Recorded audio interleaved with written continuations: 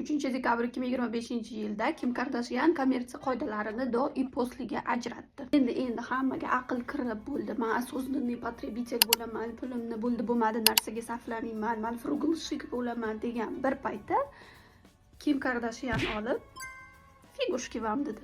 Ya'ni 3-dekabr 2025-yilda Kim Kardashyan TikTok Shop'da Kim's Most Life degan 45 minutlik prямой efir stream o'tkazdi. Bu yerda hamma yulduzlar Snoop Dogg, Kris Jenner, Kim Kardashyan, Khloe Kardashyan va boshqa ko'p yulduzlar ishtirok etdi. Yulduzli mehmonlar, eksklyuziv takliflar, bayramona kayfiyat va aynan prямой efirda sotib olish imkoniyati. Bu kommersiya qoidalari uchun yangi trend degani auditoriyani qanchalik ko'p razlikatsiya qila olsang, shuncha ko'p pul ishlaysan degani. Oddiy qilib aytganda, ya'ni hozir marketing shu darajada murakkablashib ketdi. O'sha odamlarda bannernesli pata paydo bo'lgan. Sotib ol deb har xil joydan kelaversa, именно o'shaning uchun ham siz sotib olmaysiz.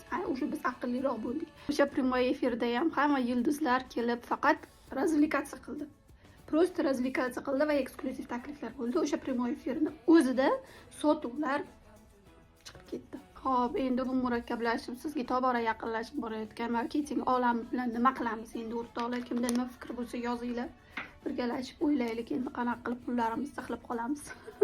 Agar yana ham ko'proq yangiliklar nima bo'layotganini bilginglar kelsa, men bilan qolishinglarni maslahat bergan bo'lardim. Men bilan qolsanglar birgalashib hamma narsani birinchi bo'lib bilib olib, birinchi bo'lib harakatga tushamiz.